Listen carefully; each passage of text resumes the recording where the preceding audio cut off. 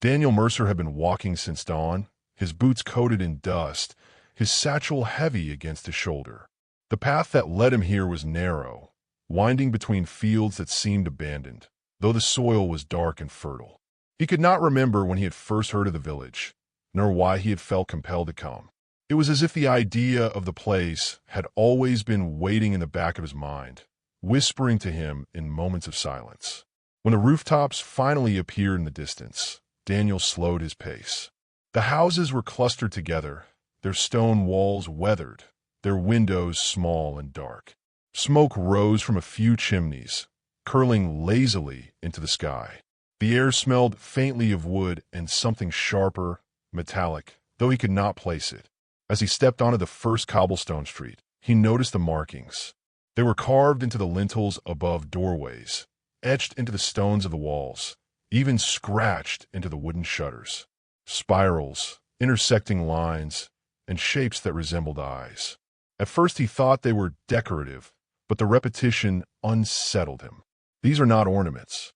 They were warnings, or perhaps reminders. The villagers moved quietly around him. A woman carrying a basket of apples glanced at him once, then lowered her gaze. A man leading a goat tugged the animal away as Daniel passed. Children paused in their play to watch him, their expressions unreadable. No one spoke. No one greeted him. Yet he felt no hostility, only expectation, as though his arrival had been anticipated. Daniel reached the square at the center of the village. A stone well stood there, its rim worn smooth by centuries of use. Wooden stalls lined the edges, though most were shuttered. A few lanterns hung from iron hooks, unlit in the afternoon sun. The square should have felt ordinary, but Daniel sensed something beneath the surface, like a current of water running unseen beneath the stones. He set down his satchel and wiped the sweat from his brow.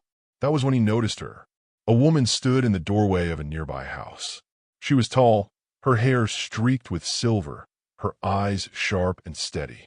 She carried a lantern, though the daylight had not yet faded. For a long moment, she regarded him without expression. Then she raised her hand and beckoned. Daniel hesitated. He had no reason to trust her, but he had even less reason to remain standing in the square under the silent gaze of the villagers. He lifted his satchel and followed. The woman led him down a narrow street, the cobblestones uneven beneath his boots. The houses leaned inward, their upper stories almost touching. The air grew cooler, and Daniel felt the weight of shadows pressing in. Finally, she stopped before a low building with a slanted roof. She pushed open the door and gestured for him to enter. Inside, the room was dim, lit only by the lantern she carried. The air smelled of herbs and smoke. Shelves lined the walls, filled with jars of dried plants, bundles of roots, and small wooden boxes. A table stood in the center, covered with a cloth embroidered with the same strange symbols Daniel had seen outside. "Sit," the woman said. Her voice was low, steady, carrying the weight of authority. Daniel obeyed. He set his satchel on the floor and lowered himself into the chair. "You came," she said, studying him. "I wondered if you would." Daniel frowned. "You were the one who sent the letter?" She tilted her head. "Letter?" "Yes," Daniel said. "A note, written in black ink. It said only, 'You are needed. Come at once.'" The woman's expression did not change. "I sent no letter." A chill ran through Daniel. He reached into his pocket, intending to show her the note, but his fingers closed on nothing.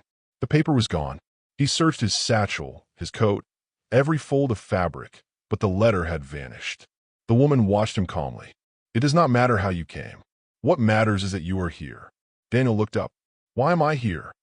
She leaned closer, the lantern casting shadows across her face.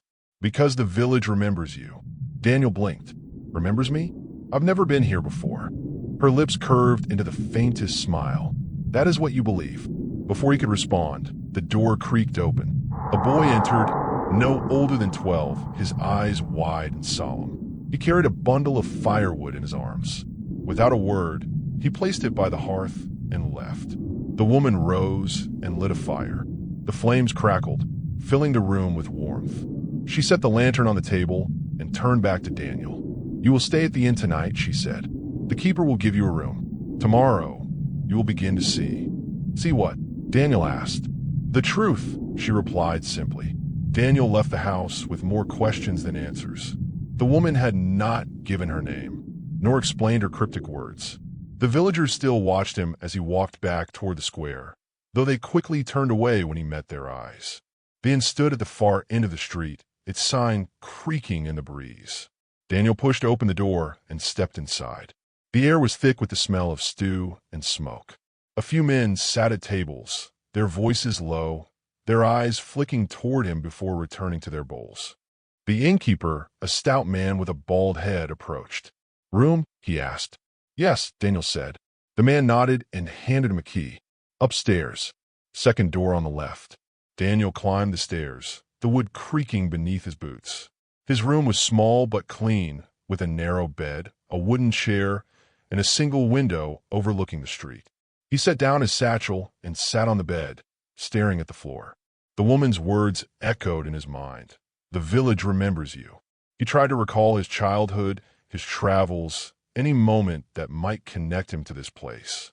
But nothing came. He had never seen these streets, these faces, these symbols. And yet, as he sat in the quiet room, he felt a strange familiarity, as though he had walked these paths in dreams. Night fell quickly. The lanterns outside flickered to life, casting long shadows across the cobblestones. From his window, Daniel watched the villagers move silently through the streets, each carrying a lantern of their own. At the same moment, as if rehearsed, they all stopped, turned toward the square, and raised their lights high.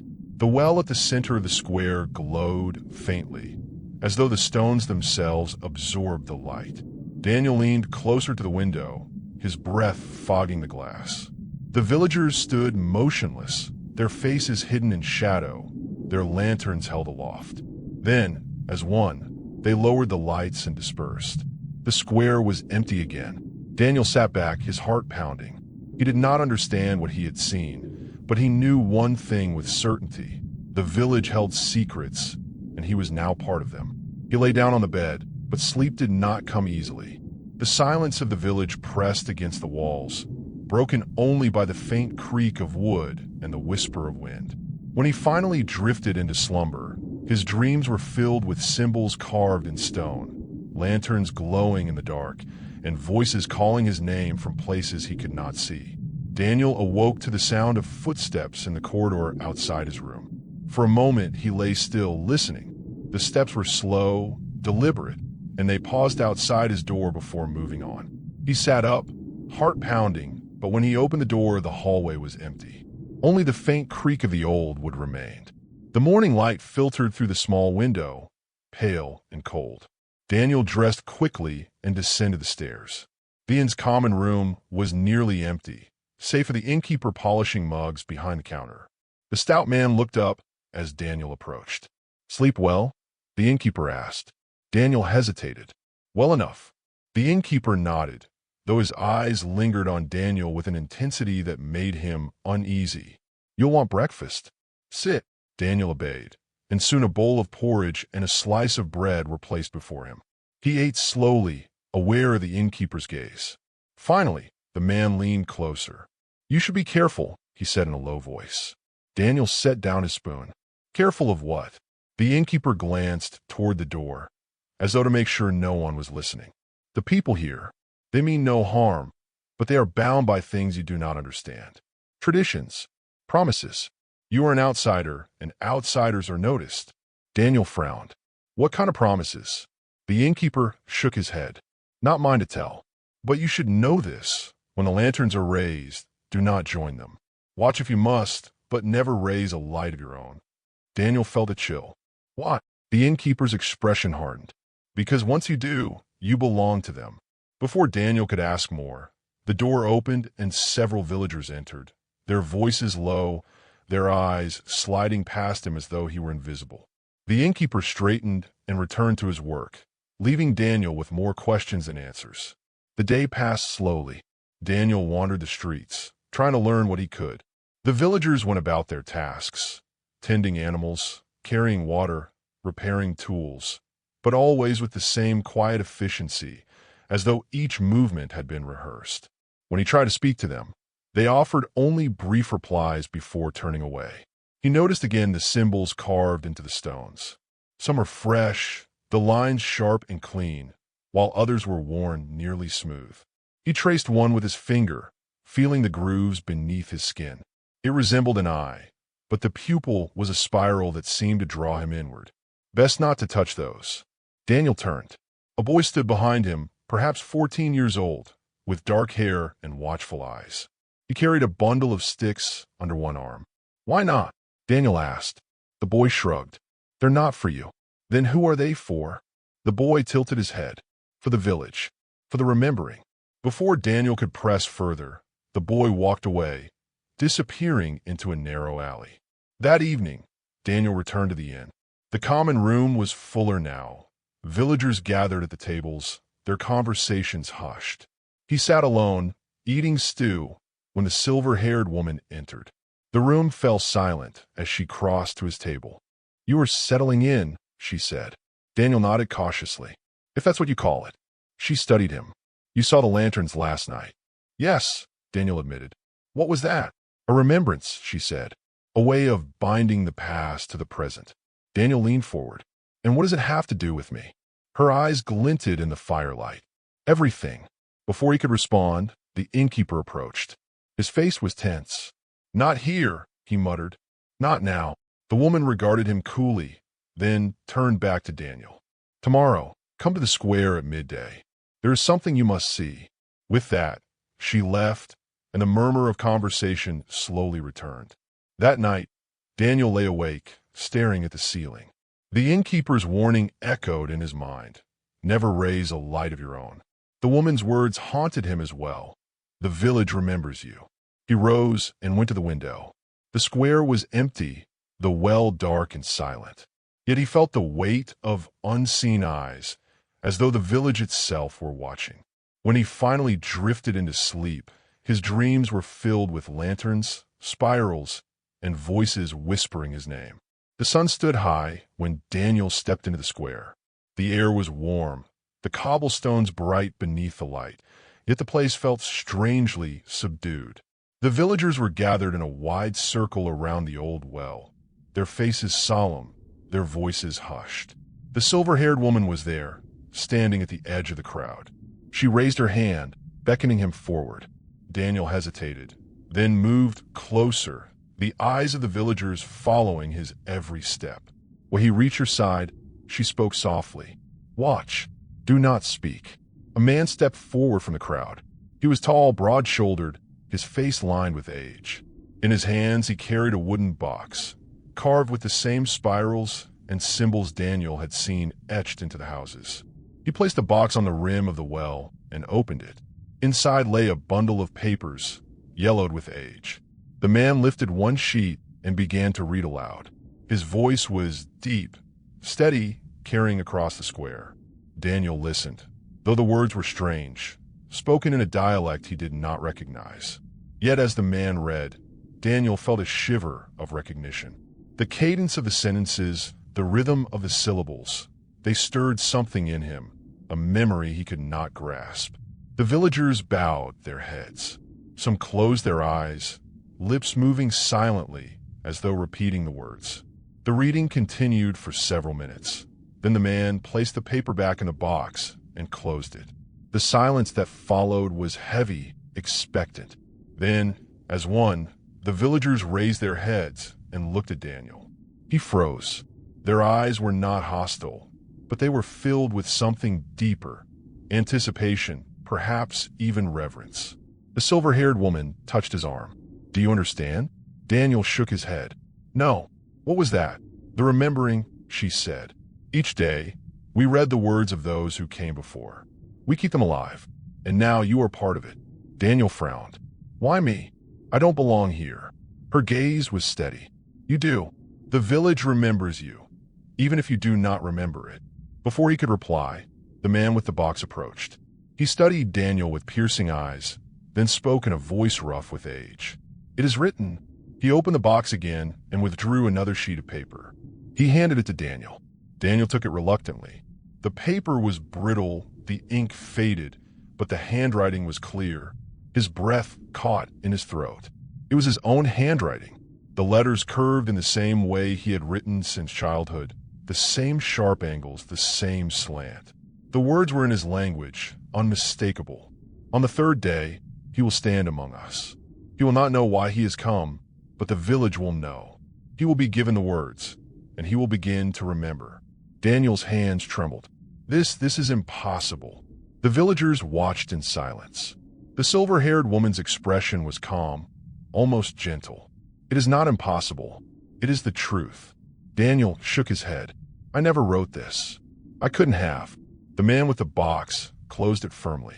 The words are older than you, yet they are yours. That is the way of the village.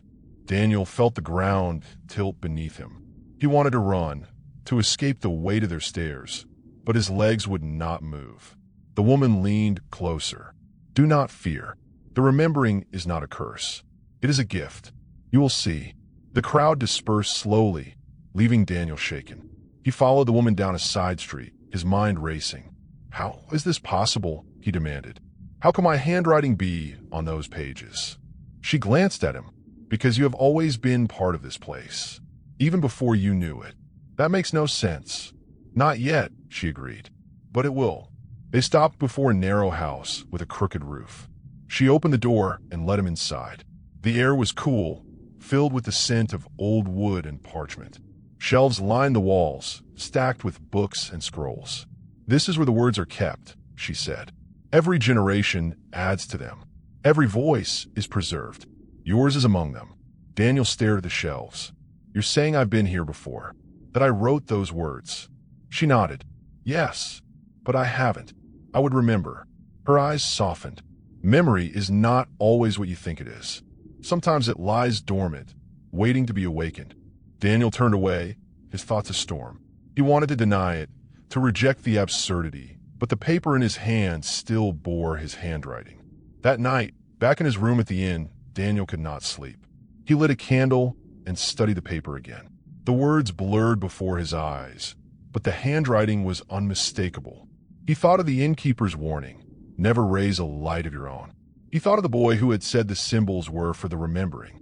And he thought of the villagers, their eyes fixed on him as though he were the answer to a question they had been asking for generations. The candle flickered. Shadows danced across the walls. Daniel felt the weight of the village pressing in, its silence, its rituals, its impossible truths. And for the first time, he wondered if he truly had been here before. Daniel woke with the uneasy sense that someone had been in his room during the night. The candle he had left on the table had burned down to a stub, and the paper with his handwriting lay exactly where he had placed it. Yet the chair by the window had been moved, angled toward the street. He was certain he had left it facing the wall. He dressed quickly and went downstairs. The innkeeper gave him a curt nod, but said nothing. The common room was nearly empty, save for a few villagers who ate in silence. Daniel stepped outside, the morning air cool against his skin. The village was quiet, but not in the way of ordinary mornings.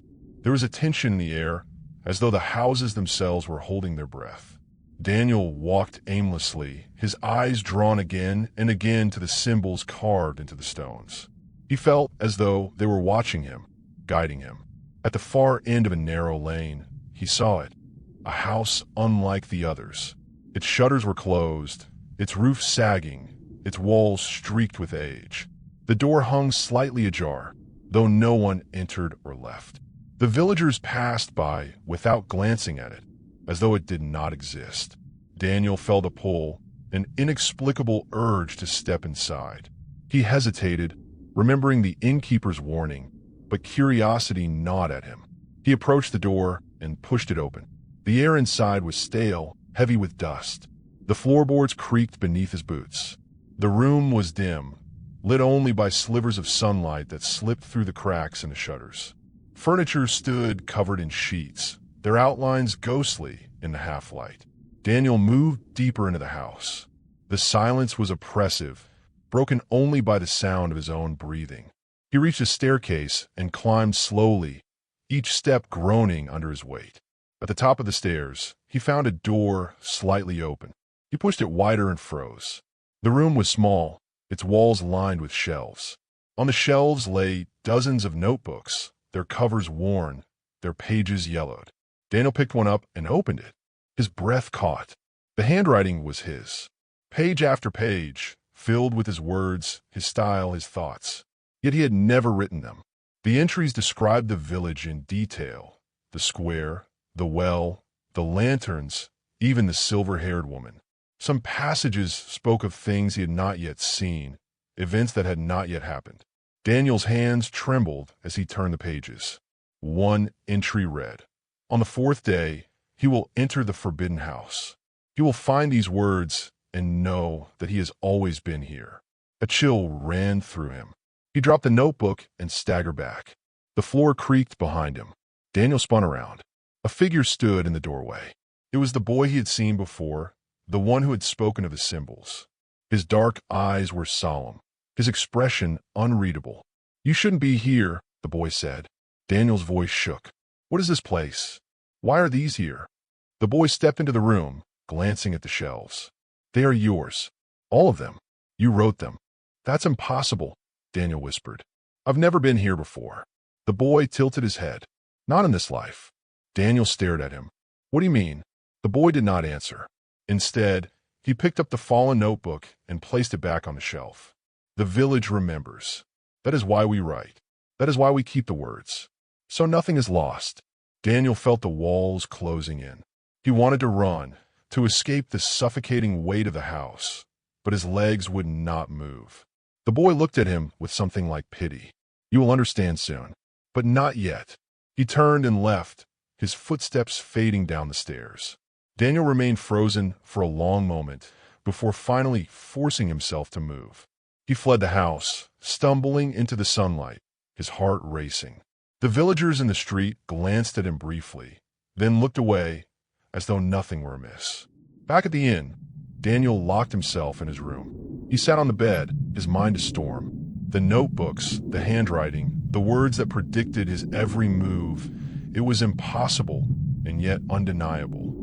He pressed his hands to his face, trying to steady his breathing. The village was not merely strange. It was impossible, and somehow, impossibly, it knew him better than he knew himself.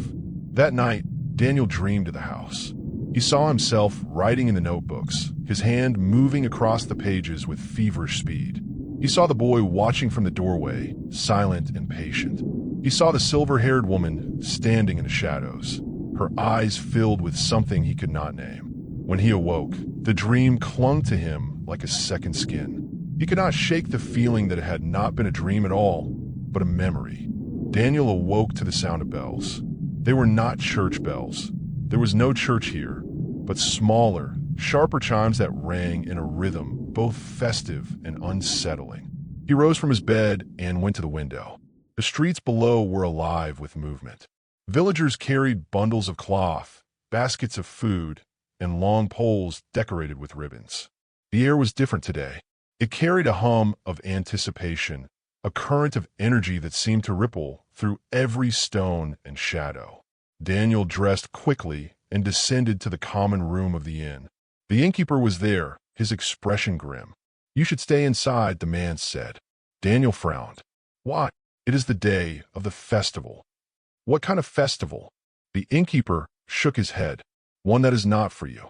Before Daniel could reply, the silver-haired woman entered. She wore a long cloak of dark fabric, embroidered with spirals and symbols. In her hands, she carried a mask, carved from wood and painted in muted colors.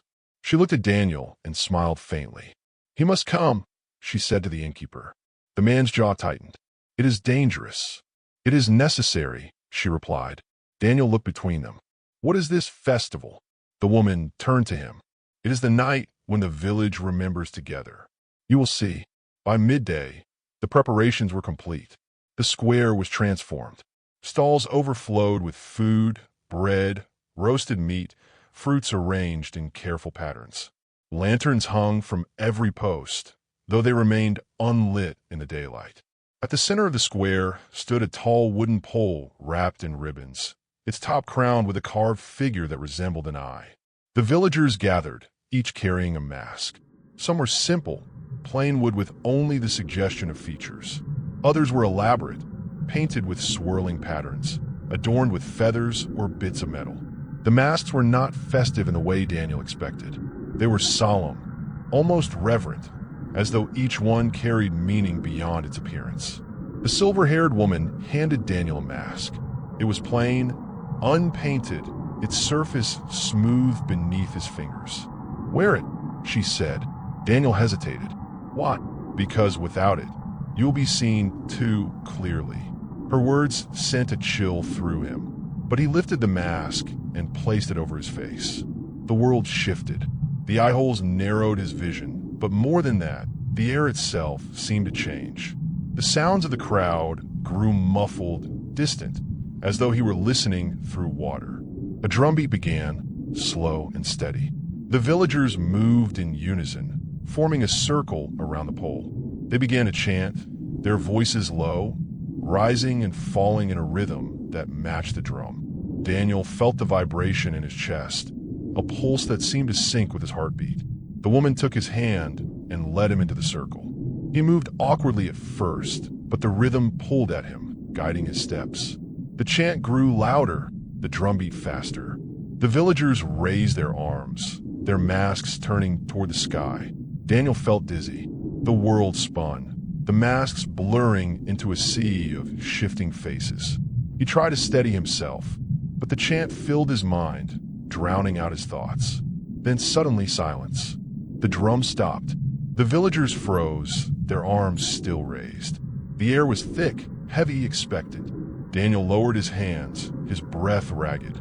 Through the eye holes of his mask, he saw movement at the edge of the square. A figure stepped forward, cloaked in black, its mask unlike the others. It was pale, featureless, smooth as bone. The villagers bowed their heads. Daniel felt his knees weaken, but he remained standing. The figure moved slowly to the center of the circle, its presence commanding, almost unbearable. The silver-haired woman whispered, "Do not remove your mask." The figure raised its hand. The villagers began to hum, a low, resonant sound that seemed to come from the earth itself. Daniel felt it in his bones, a vibration that threatened to tear him apart. The figure turned its mask toward him. Though it had no eyes, Daniel felt its gaze pierce him. His breath caught. For a moment, the world vanished. He saw flashes. Himself riding in the forbidden house, himself standing at the well, himself raising a lantern. He saw the boy, the woman, the innkeeper, all watching him. He saw the village, not as it was, but as it had been, and as it would be. Then the vision was gone. The hum ceased. The figure lowered its hand and stepped back into the shadows. The villagers lowered their arms. The drumbeat resumed, slower now, fading into silence. One by one, they removed their masks. Daniel reached for his own, but the woman stopped him. Not yet. She led him away from the square, down a narrow street, into the dim light of her house. Only then did she allow him to remove the mask. His face was damp with sweat, his hands trembling. "What was that?" he demanded. "The festival," she said simply. "The night when the village remembers not only the past, but the future." Daniel stared at her. That figure, what was it? Her eyes were unreadable. The one who carries the memory. The one who binds us all. Daniel shook his head. "I don't understand." "You will," she said. "In time." That night, Daniel lay awake, the mask resting on the table beside him. He could still feel the weight of the figure's gaze, the visions that had torn through his mind. He knew now that the village was not merely strange. It was impossible, a place where time itself seemed to fold and twist. And somehow, he was at the center of it. Daniel had not slept. The mask from the festival lay on the table beside his bed, its blank wooden face staring at him in the dim light. Every time he closed his eyes, he saw the figure in black, the faceless mask, the visions that had torn through his mind. He saw himself riding in the forbidden house, saw the villagers raising their lanterns, saw the boy's solemn eyes. When dawn came, he felt no relief. The village outside was quiet, but not with the ordinary silence of morning. It was heavier, more oppressive, as though the air itself carried a secret. He descended to the common room of the inn. The innkeeper was there, his face drawn, his eyes shadowed. He looked up as Daniel entered. "She is gone," the innkeeper said. Daniel frowned. "Who?" "The woman with the silver hair." Daniel froze. "Gone? What do you mean?" "She did not return after the festival. Her house is empty. No one has seen her." Daniel's mind reeled. She had been his only guide, the only one willing to speak openly to him. Where could she have gone? The innkeeper shook his head.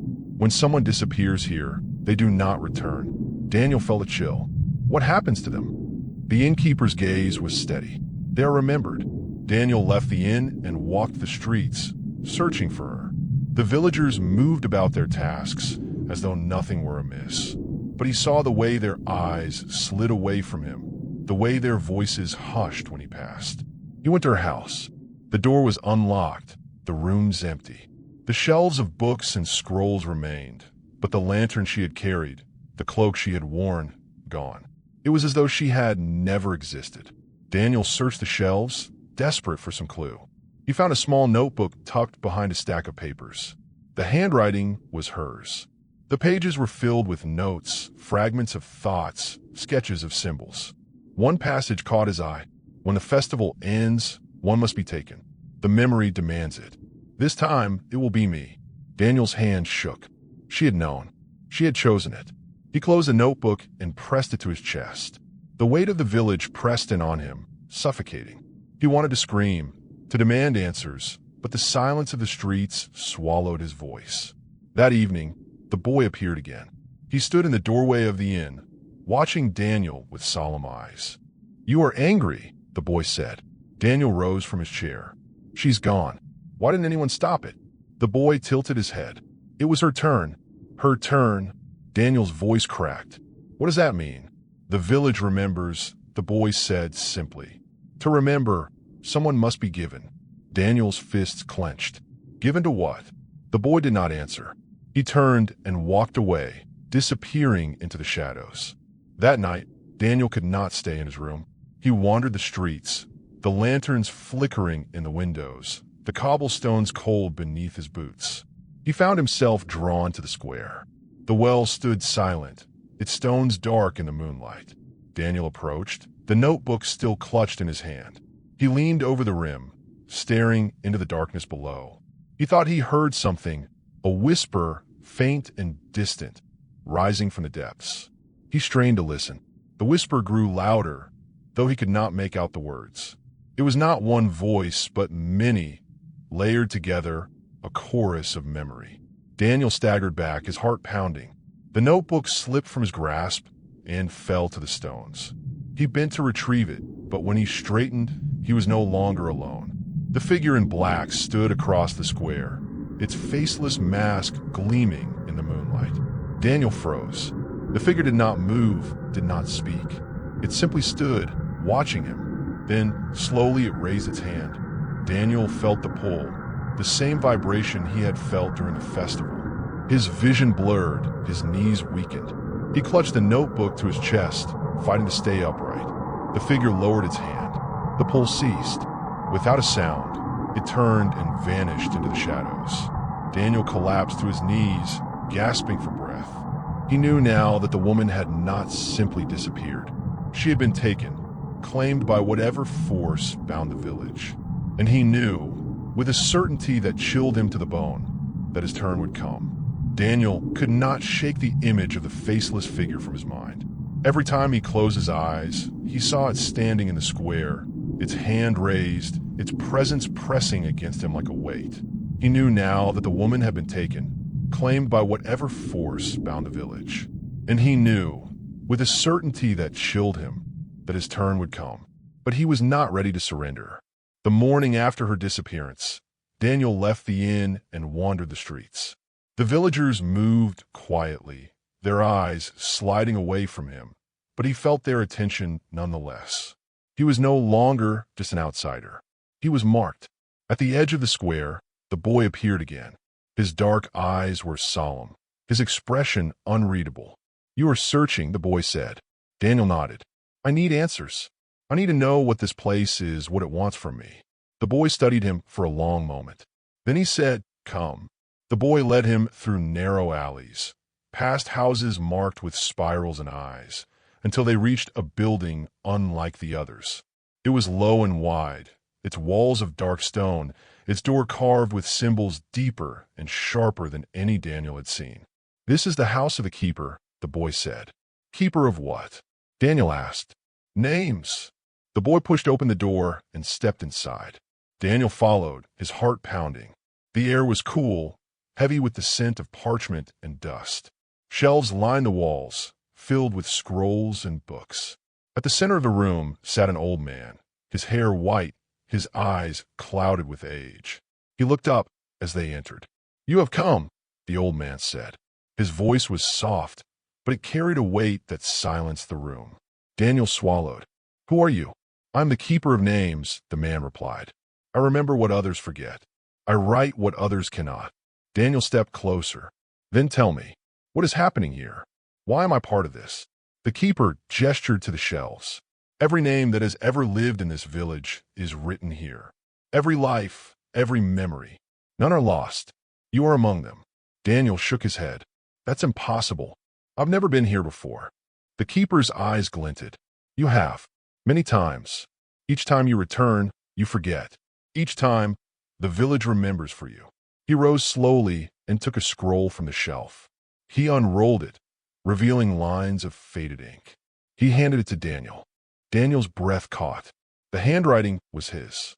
The words described his arrival, his confusion, his search for answers. They described the forbidden house, the festival, even the disappearance of the woman. This is my life," Daniel whispered. The keeper nodded. "It is one of them. You have lived many lives here. Each time, you write.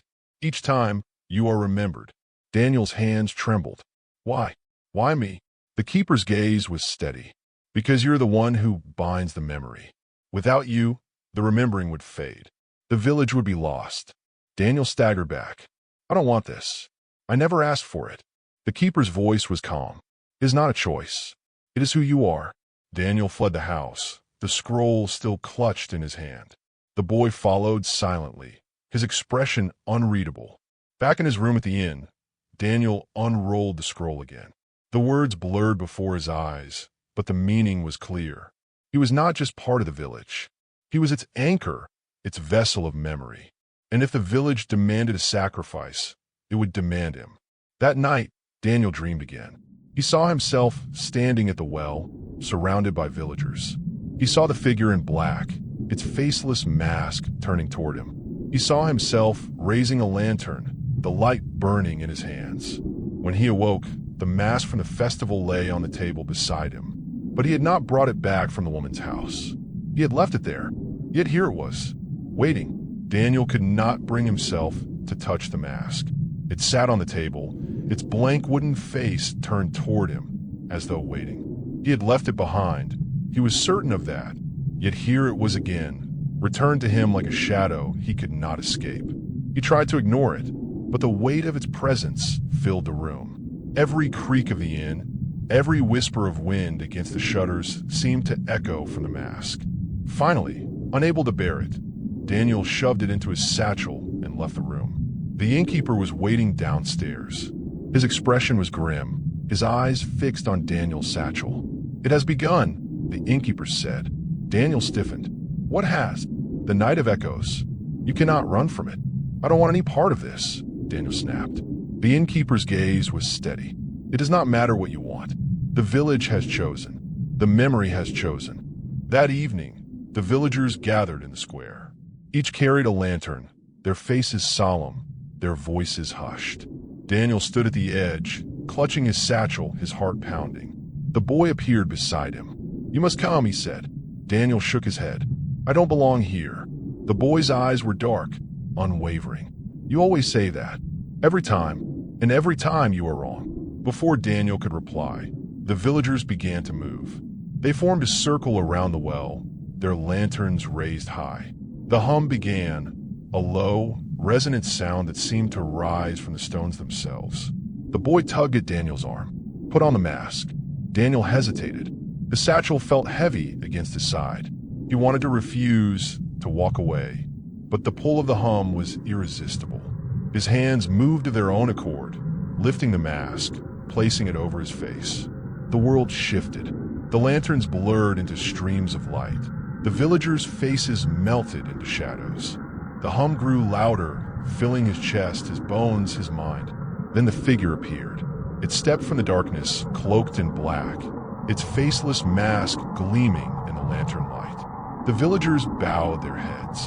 Daniel stood frozen, his breath shallow. The figure raised its hand. The hum ceased. Silence fell, heavy and absolute. "Speak," the figure said. Its voice was not a voice, but a chorus, layered and echoing, as though 100 voices spoke at once. Daniel's throat tightened. "What do you want from me?" The figure tilted its head. "We want what you have always given. Memory, continuity, the binding of what was, what is, and what will be." "I don't understand," Daniel whispered. "You do," the chorus replied. "You have always understood. You have always returned." Visions tore through him. He saw himself in other lives, different clothes, different faces, but always him. He saw himself writing in the forbidden house, standing at the well, raising a lantern. He saw the woman with silver hair, the boy, the innkeeper, all unchanged, eternal. He felt at his knees, clutching his head. No, this isn't real." The figure stepped closer. "It is the only reality. You are the vessel. Without you, the remembering would fade. Without you, the village would die." Daniel looked up, his vision blurred by tears. "And if I refuse?" The figure's faceless mask seemed to lean closer. "You cannot refuse. You never have. You never will." The hum returned, louder now, shaking the stones of the square. The villagers raised their lanterns, their faces hidden in shadow. The light burned brighter, searing Daniel's eyes even through the mask. He screamed, and then darkness. When he awoke, he was lying in his bed at the inn. The mask rested on the table beside him, its blank face turned toward him once more. For a moment, he thought it had been a dream, but the dirt on his boots, the ache in his bones, the echo of the hum in his chest told him otherwise. The night of echoes had happened, and he had been at its center. Daniel could not stay in the inn any longer. The walls pressed in on him. The mask on the table seemed to breathe in the silence, and the echo of the villagers' chant still throbbed in his chest. He had to leave. At dawn, he packed what little he had, bread, water, the notebook of the silver-haired woman, and slipped into the empty streets. The village was quiet, too quiet, as though it were waiting. He walked quickly, keeping his eyes on the road that led out of the square and toward the hills beyond. The path was narrow, lined with stones carved with spirals. He tried not to look at them, but he felt their pull, as though they were watching him. The boy appeared suddenly, standing in the middle of the path. "You cannot leave," the boy said. Daniel's jaw tightened. "Watch me." He pushed past, but the boy's voice followed him. "You always try. Every time. And every time you return." Daniel's steps faltered. He turned, but the boy was gone. Only the empty path stretched before him. He walked for hours, the sun climbing higher, the air growing heavy. At last he reached the edge of the forest. Relief surged through him. Beyond the trees lay freedom, the world outside, a life untouched by the village's rituals. He stepped into the shadows of the forest. The air was cooler here, the ground soft with moss. He walked quickly, deeper and deeper, until the village was out of sight. But the forest was not silent. Whispers drifted through the trees, faint at first, then louder. He could not make out the words, but the voices were familiar. His own voice, repeated again and again, overlapping, echoing. Daniel stumbled, clutching his head. The whispers grew louder, surrounding him, pressing in from every direction. He ran, branches tearing at his clothes, roots catching his feet. At last he burst into a clearing. His breath caught. In the center of the clearing stood the well, the same well from the village square. Daniel staggered back. No, this isn't possible. He turned and ran again, deeper into the forest. But every path twisted back upon itself. Every turn led him to the same clearing, the same well. The whispers grew deafening. He fell to his knees, hands over his ears, but the voices were inside him, not outside. "You cannot leave. You never leave. You always return. When he opened his eyes, he was lying in the square.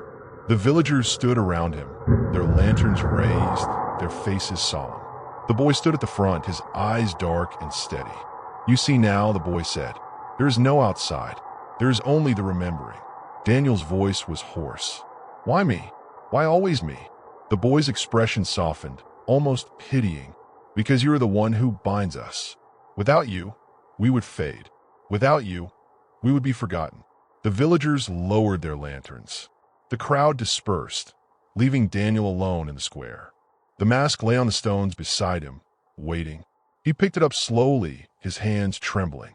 He wanted to smash it, to throw it into the well, to destroy it. But he could not. His fingers clung to it as though it were part of him. He pressed it to his chest, his breath ragged. He knew now that escape was impossible. The village was not a place. It was a cycle, a memory, a prison without walls. And he was its prisoner. That night, Daniel sat in his room, the mask on the table before him. He stared at it for hours, his mind a storm. He could not leave. He could not refuse. But perhaps, just perhaps, he could resist. He opened the silver-haired woman's notebook and began to write. His hand shook, but the words came, spilling onto the page. Not the remembering, not the rituals, but his own thoughts, his own defiance. I'm not only what the village remembers. I'm more. I will not be bound. The ink bled into the paper, the words stark and defiant. For the first time since his arrival, Daniel felt a spark of something other than fear. Hope. Daniel sat at the table, the mask before him, the notebook open. His words stared back at him, stark and defiant. I am not only what the village remembers. I am more. I will not be bound. For the first time since his arrival, he felt a fragile sense of control. The village had its rituals, its cycles, its endless remembering, but now he had something of his own. His words, his refusal. The bells rang at dusk, not the sharp chimes of the festival, nor the deep hum of the night of echoes, but a slow, solemn toll that reverberated through the stones. Daniel rose, the notebook in his hand, and stepped into the street. The villagers were gathering in the square. Each carried a lantern, their faces grave. The boy stood at the front, his eyes fixed on Daniel. It is time, the boy said. Daniel's grip tightened on the notebook. Time for what? The last lantern, the boy replied. The binding of the cycle. The villagers formed a circle around the well, their lanterns raised. The hum began, low and resonant, filling the air with vibration. The figure in black emerged from the shadows, its faceless mask gleaming in the lantern light. Daniel stepped forward. His heart pounded, but he did not falter. The figure raised its hand. The hum ceased. Silence fell. Speak, the chorus said. Daniel lifted the notebook. Not your words. Mine. The villagers stirred, their lanterns flickering. The figure tilted its head. You cannot break the cycle. Daniel's voice shook, but he forced the words out. Then I will write a new one. He opened the notebook and began to read aloud. His voice was unsteady at first, but it grew stronger with each word. He read not of the remembering, not of the endless return, but of freedom, of choice, of a life beyond the village. The lanterns flickered wildly. The hum faltered. The villagers shifted, uncertain. The figure stepped closer. You cannot change what has always been. Daniel met its faceless gaze. Then I will be the first. He tore the page from the notebook and dropped it into the well. The paper fluttered down, vanishing into the darkness. For a moment, nothing happened. Then the ground trembled. The lanterns flared, their light blinding. The villagers cried out, their voices rising in confusion. The figure raised its hand, but the hum did not return. Instead, silence spread, vast and absolute. Daniel felt the mask slip from his face. It fell to the stones, shattering into fragments. The villagers stared, their eyes wide, their lanterns dimming. The boy stepped forward, his expression unreadable. You have changed it, he said softly. Daniel's breath came ragged. What happens now? The boy shook his head. No one knows. It has never happened before. The villagers began to disperse. Their lanterns extinguished one by one. The square grew dark, the the well silent. The figure in black was gone. Daniel stood alone, the notebook in his hand, the broken mask at his feet. For the first time, the village was quiet, not with the weight of memory, but with the possibility of something new. That night, Daniel did not dream of lanterns or spirals or voices. He dreamed of open roads, of skies unmarked by symbols, of a life that was his own. When he awoke, the notebook lay open beside him. The words he had written were still there, unaltered, unclaimed. He smiled faintly. For the first time, he believed they might remain. Subscribe to wander further into the unknown.